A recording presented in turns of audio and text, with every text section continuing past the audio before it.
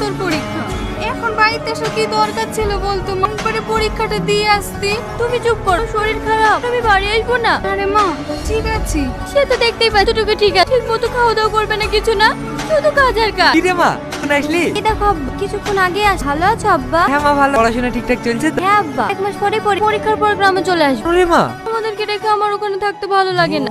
তাই বললে হয় রে পাগলি, তুই পড়াশোনা করে অনেক বড় ডাক্তার হবি। এটা কি আমাকে ইমপ্রেস করার চেষ্টা করছো? বলে তুমি বুঝতে পেরেছো আমি তোমাকে ভালোবেসে ফেলেছি, তোমাকে সারা জীবনের জন্য পেতে চাই। সত্যি কখনো এমন অনুভূতি পাই, মাঝে মাঝে মনে হয় তাও মানুষের মনের কথা বুঝতে পারি। আমিও যে বাসে কখন তোমার প্রেমে পড়ে গেছি কিন্তু ভয়ে বলতে পারি না। কেন? যদি আমাকে পছন্দ না করো সেই কারণ। আমি বাস থেকে যখন নেমেছি তখন থেকেই ভাবছি কোনো বাস থেকে নাম, তোমার সঙ্গে যদি আরো কিছুটা সময় কাটাতে পারতাম তাহলে খুব ভালো হতো। তাই? হ্যাঁ, তাই গ্রামটা আমাকে একটু ঘুরিয়ে দেখাবে না? আজ না, তখন একদিন। ঠিক আছে, কাল কিন্তু আমি তোমার জন্য এইখানে এই সময় অপেক্ষা করব, তুমি কিন্তু আসবা। ভেবে দেখবো।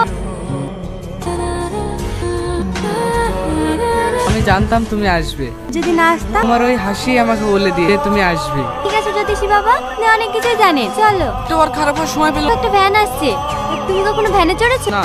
তাহলে চলো। ঠিক আছে চল। বাড়ি? হ্যাঁ, আমি পরে এসে নিয়ে যাব। তারা চাচা, কোথায় যাবা? একটু ফার্মে যাব, ঘাসগুলা ছাগলকে দিয়ে আসি। ছেলেটা কে সাথী? ও আমার বন্ধু, শহর থেকে এসেছে, তাই একটু গ্রামটা ঘোরাতে নিয়ে আসলাম। ও ঠিক আছে বস। তুমি কোনোদিন ছিপে মাছ ধরেছো? হ্যাঁ। তাহলে চলো, তোমাকে মাছ ধরা শিখিয়ে দিই। এই কে রে? চলো, আসো। আমি আর পাচ্ছি না, বিশাল হাঁপ লেগেছে। আরে আসো তো। এই জায়গাটা আমার অনেক পছন্দের, প্রকৃতির মায়াবী দৃশ্য যেন আমার সব ক্লান্তি দূর করে দেয়। আচ্ছা, তুমি আমাকে কখনো ছেড়ে যাবে না তো? আমি যতদিন বাঁচবো তোমাকে নিয়েই বাঁচবো। আমার লাতি 3 দিন হলো বাড়ি এসছে, ছোটবেলা থেকে বিদেশে পড়াশোনা, আজ 3 দিন হলো বাড়ি এসছে। ঠিক আছে দাদু, মার শরীর খারাপ তো, আমাকে আবার বাড়ি গিয়ে অনেক কাজ করতে হয়। আমি এখন আসি, হ্যাঁ?